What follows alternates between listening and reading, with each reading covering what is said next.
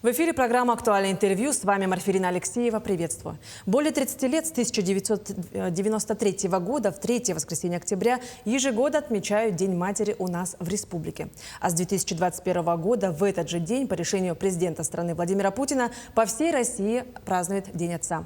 О мероприятиях, посвященных этим дням, и о государственной поддержке родителей сегодня мы поговорим. Наша гостья в студии Елена Волкова, министр труда и социального развития Республики Саха. Елена Александровна, здравствуйте. Здравствуйте, Марфирина. Ну что ж, мы на прошедших выходных, вся республика и Россия отмечали два замечательных события. Что для вас значит эта дата и как она отмечается в республике?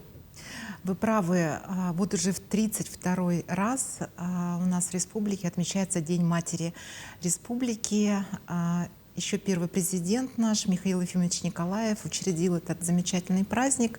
И начиная с этого дня у нас ежегодно, традиционно мы проводим целый месячник, посвященный вопросам материнства в разных его аспектах.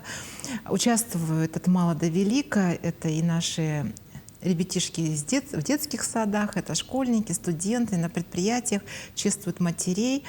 И, конечно, большую роль играет общественность, наши активные профсоюзные ячейки. И, конечно же, безусловно, тот факт, что в 2021 году наш президент Владимир Владимирович Путин учредил очень важнейший праздник, как День отца в целом по стране. Сегодня этот день, третье воскресенье октября, для нас имеет еще более глубокое, более особенное значение. Сегодня в этот день мы чествуем наших родителей. Мы говорим спасибо, мы говорим про мам, это олицетворение любви, заботы, милосердия. Мы говорим о материнской, безграничной любви к своим детям, которую она проносит на протяжении всей жизни. Мы говорим об отцах как о символе мужества, силы, защиты своей семьи, родины. И, конечно же, мы говорим своим половинкам спасибо. А наши дети в разных возрастах, и маленькие, и взрослые, говорят спасибо своим родителям. Поэтому, конечно, праздники имеют очень глубокое значение. И хочу отметить, что с этого года направление как укрепление семейных ценностей в рамках нового национального проекта «Семья» сегодня имеет целое отдельное направление в виде отдельного федерального проекта с одноименным названием как «Укрепление семейных ценностей и развитие культуры». Поэтому, конечно, задача очень комплексная, задача для реализации на всех уровнях власти. И, конечно, нам хотелось бы, чтобы как можно больше наших жителей, наших семей принимали участие в наших мероприятиях в рамках семейной политики. Угу. Вот сейчас многодетная мать – это почетный статус. Какие поддержки имеются сегодня на государственном уровне?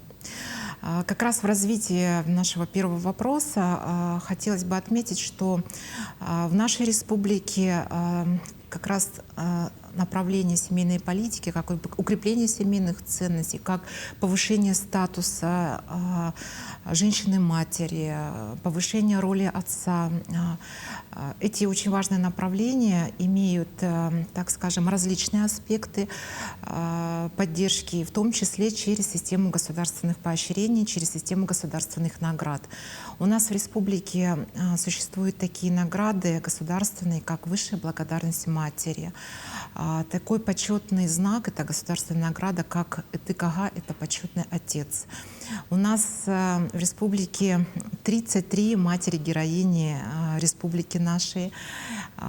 Ну и, конечно, не могу не отметить такую замечательную семью и маму Татьяну Владимировну Единцеву из Нерюнгринского района, которая в 23-м году награждена государственной наградой, званием «Мать-героиня Российской Федерации». Они с мужем, с Павлом Васильевичем, воспитывают 14 детей. Вот. Поэтому, конечно, система государственных наград в республике, она развивается и имеет очень важное направление. Я хочу отметить, к слову сказать, буквально недавно, в эти дни в республику вернулась с большого российского мероприятия наша семья Никаноровых, Айтала и Саргаланы. которые на федеральном уровне во всероссийском конкурсе «Семья года» победили в номинации «Молодая семья». Это прекрасная педагогическая семья молодая, воспитывает 8 детей. И хочу, пользуясь случаем, поздравить еще раз нашу семью и, конечно, пожелать, чтобы таких семей было гораздо больше. Ну что ж, вот, конечно, сейчас, да, семьи хорошо осведомлены о тех поддержках, которые существуют, но все-таки хотелось бы узнать, какие, вот, на ваш взгляд, наиболее востребованные и актуальные меры поддержки реализуются, в частности, вашим ведомством.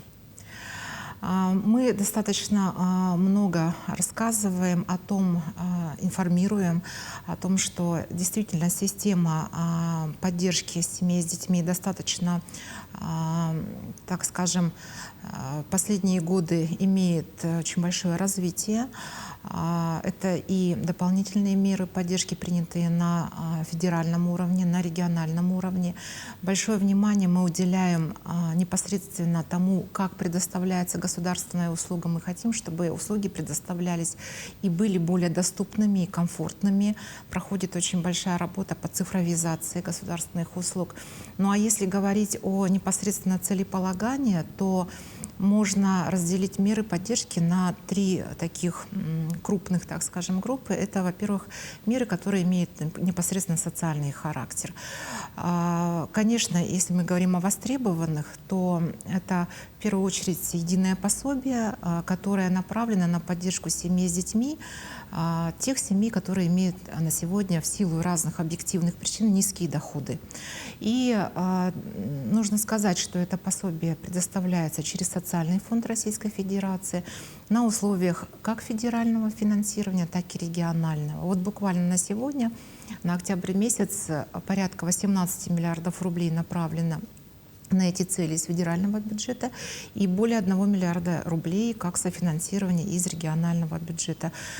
55 тысяч семей на сегодня имеют такую помощь. Ну и, конечно, нужно говорить о демографическом пакете мер, который направлен на поддержку семей уже при рождении детей.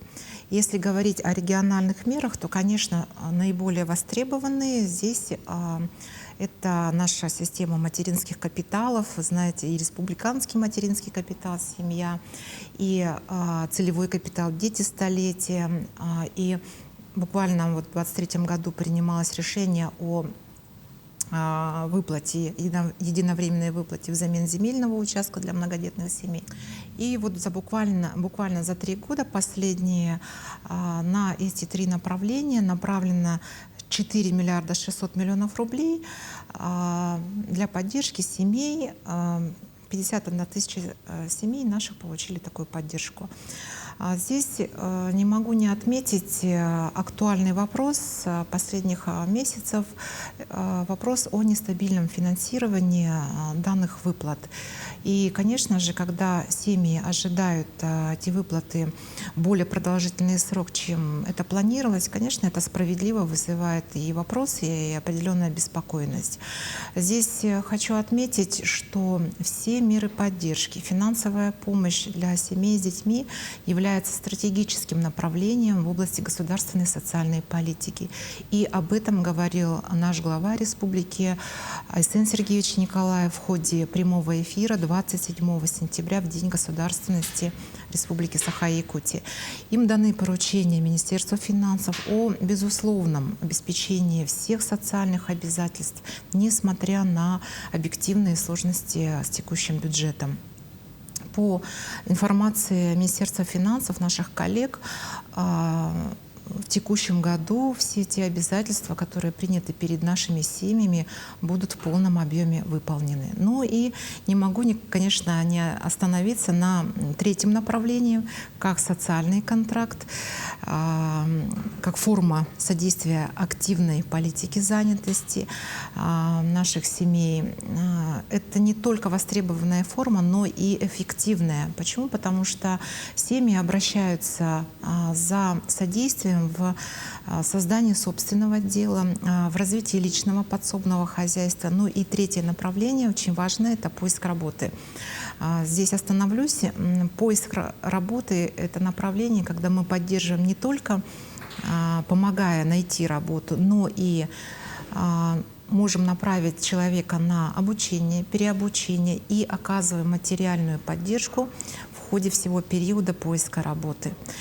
Нужно отметить, что за последние 3 года на эти цели у нас направлено 1,5 миллиарда рублей, и такую помощь получили практически 4800 семей. Очень важная поддержка, поэтому если есть желание, внутренние силы реализовать свой трудовой потенциал, пожалуйста, нужно обратиться в орган социальной защиты. Ну и вот я знаю, что в этом году в Якутии открылось еще 2 семейных МФЦ. Всегда было интересно, что за форма работы с семьями там происходит. Да, действительно, мы проводим работу планомерную по открытию семейных многофункциональных центров при поддержке нашего главы Арсена Сергеевича. Стоит отметить, что пока это пилотная технология, ее реализует Министерство труда Российской Федерации, ну и, соответственно, мы, регионы.